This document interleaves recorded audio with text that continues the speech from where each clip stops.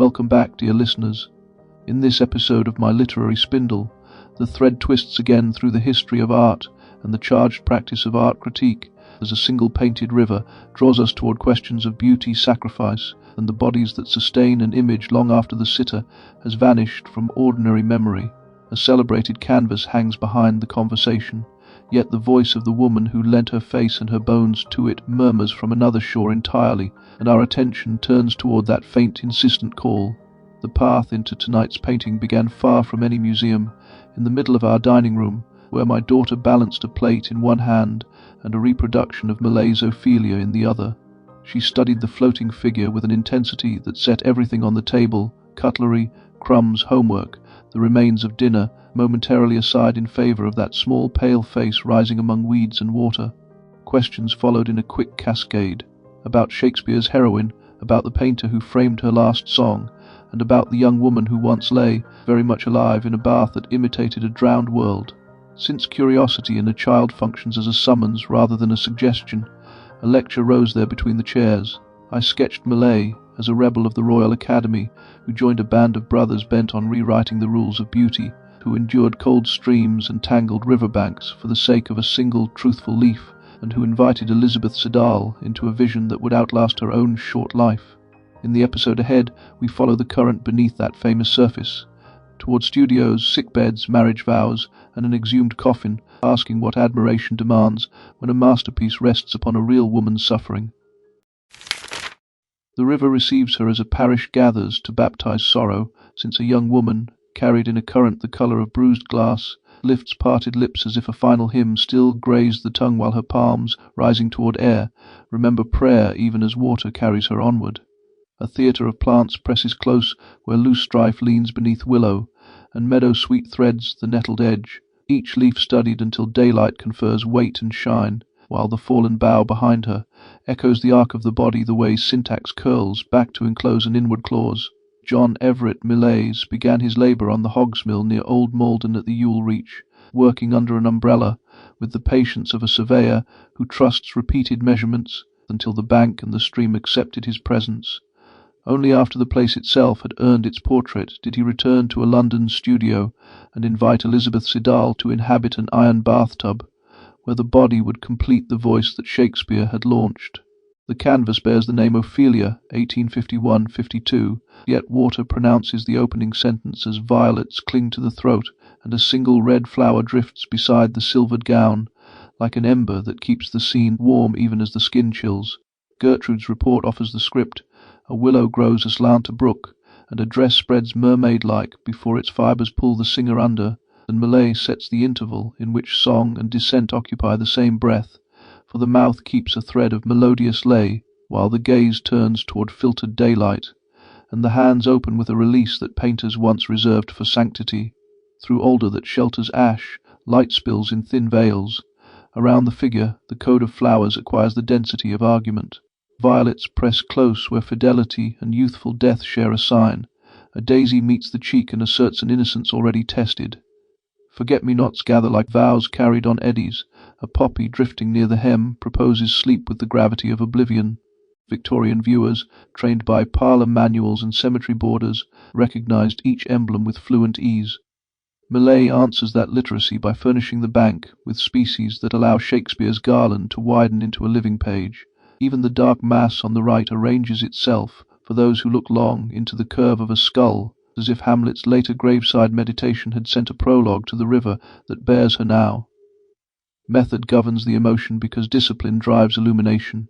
Millais built the background from patience and glaze, laying lucid greens over a pale ground until horsetail stiffened among sedge, and flowering rush lifted its pink flames at the margin, while reflections acquired a glassy pallor that belongs to English water in high summer. Letters from the bank speak of days that ran to 11 hours as gusts threatened to push easel and painter into the stream. His umbrella rattled, the midges drilled skin, and an improvised straw shelter extended the season. Only when the reeds and stones had secured their places did he turn to the figure, where Siddal reclined in a tub set over oil lamps, so the water would keep a tolerable warmth while her posture, sustained across long sittings, opened her hands and throat to a ritual of surrender. He had just purchased, for £4, a silver-embroidered dress, a really splendid lady's ancient dress, flowered from neck to hem, which he floated in the bath, so that its threads might drink and return the light he had studied by the Hogs Mill. The picture's miracle rises from a ledger where welts and warnings, antique silk and a model's endurance, enter as equal entries that together redeem the radiance on the surface. The city that awaited the painting had learned a new grammar of spectacle beneath a vault of iron and plate glass, for the great exhibition of 1851 arranged engines whose pistons flashed, jewellery that staged imperial extraction, and instruments that measured the empire's appetite.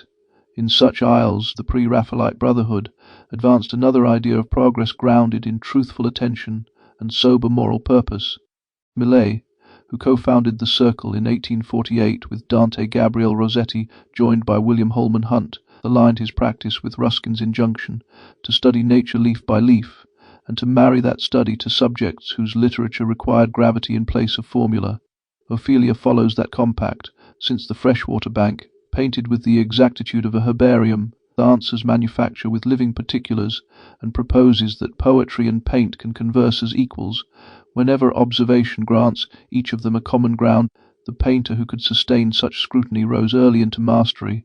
Born in Southampton in 1829 to a family with Jersey roots, Millais entered the Royal Academy schools at 11 as their youngest student of record, gathered prizes across his teens, and then faced a storm when Christ in the house of his parents drew the ire of critics who bristled at a carpenter's floor strewn with chips, at a boy who shows a cut hand as a sign, and at faces plainly modelled from London's streets.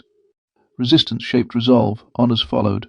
A baronetcy came in 1885, and in 1896 the Royal Academy chose him as president. When death arrived that same year, St. Paul's Cathedral received him beneath Wren's dome. Across that arc, Ophelia stands near the centre as the picture that fuses youthful bravura with a severe ethic of attention, so the river bank and the floating figure together announce an artist already alert to the century's competing claims. Private rooms, however, govern public careers in England as surely as galleries, and Millais' story turns upon such rooms. During a Scottish summer devoted to torrents and rock, where he sketched John Ruskin against a landscape that seemed to pour through the picture plane, he fell in love with Ruskin's wife, Euphemia Chalmers Gray. The ensuing annulment entered on the ground of non-consummation, unsettled drawing rooms while it engaged the courts.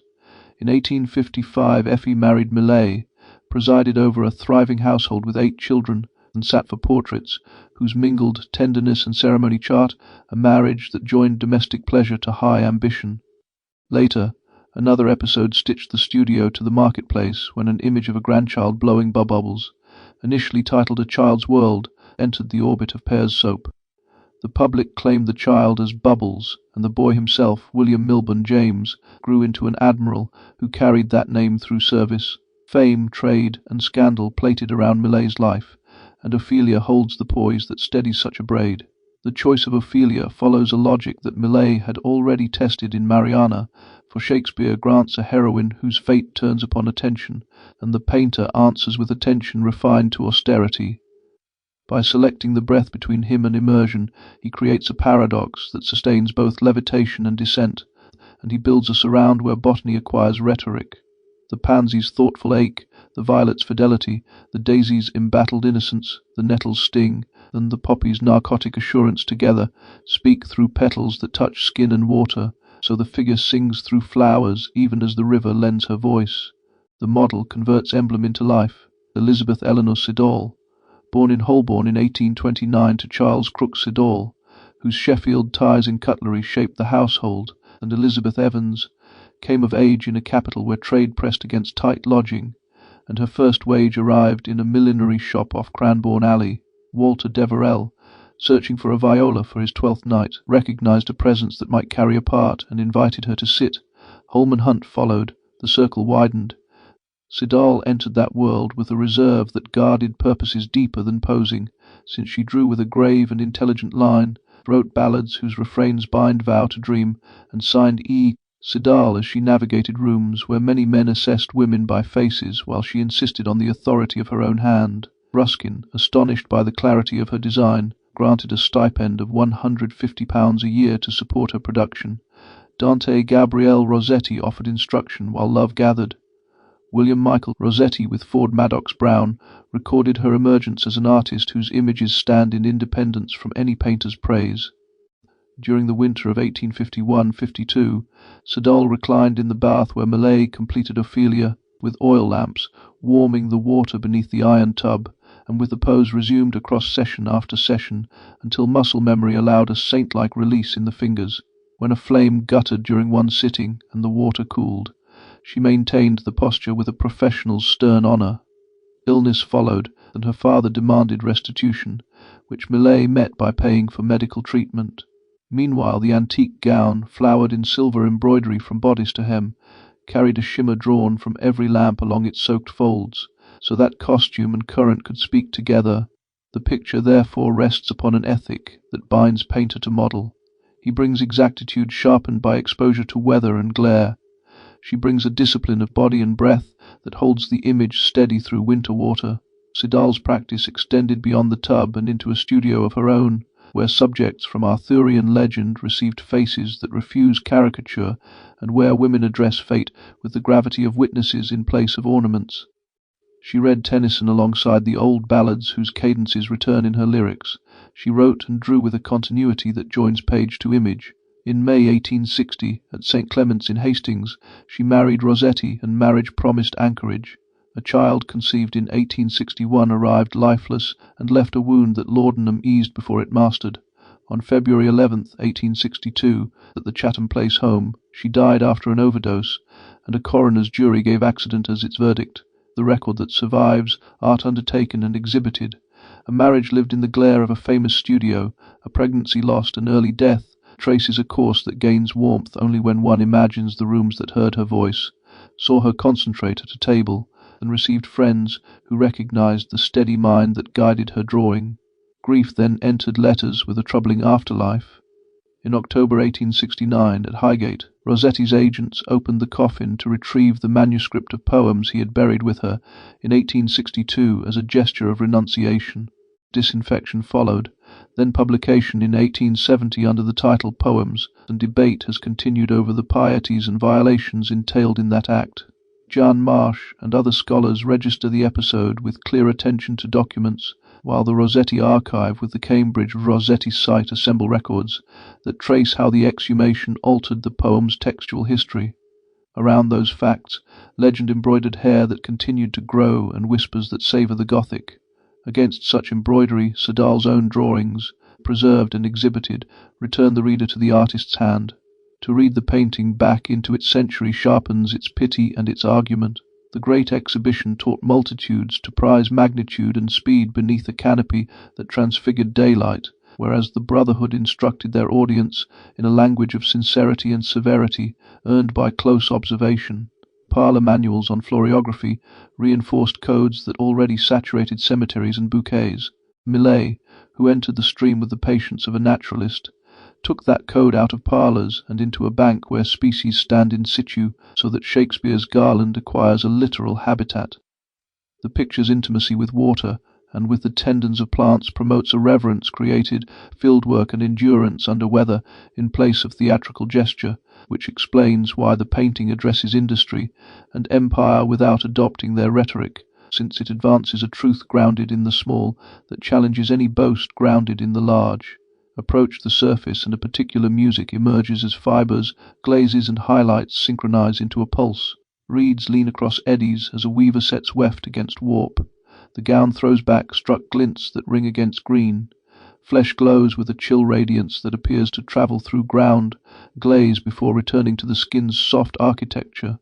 Step back, and the composition resolves as nested arcs that usher the eye along a shadowed corridor toward a darker depth where foliage gathers, while the river bends around the figure with the patience of a sentence that carries a terrible subordinate clause. In the balance between painter and model, the work discovers an ethic. Millais behaves as a magistrate of surfaces and species who grants each observed detail the dignity of sworn testimony, while Siddal sustains an oath written in breath and muscle that allows the image to hold its poise through cold and fatigue. Standing before Ophelia, One enters a time assembled by glass palaces, coded bouquets, steam presses, and imperial display, yet one also encounters two lives whose labour outruns the fashions that framed them. The painter's career closes with honours and with Westminster's solemnities, whereas the model's course ends with a coroner's certificate and a legend that the public recites with a zeal reserved for tragic icons. The canvas preserves both with even justice. Violets continue to cling at the throat as a liturgy of youthful death. A single daisy meets the cheek and secures innocence within a scene that tests it. The red flower near the hem circles in green water, like a wakeful eye that watches until song surrenders to current. The air above the mouth still holds a place for a final bar, and the mind, catching that silence, hears the line that supplies England's most persuasive river of grief. There is a willow grows aslant a brook, so that tragedy and stream proceed together, united by paint that keeps faith with nature while it tallies the price exacted by its own fidelity. Across the picture's span, a historical wager announces itself.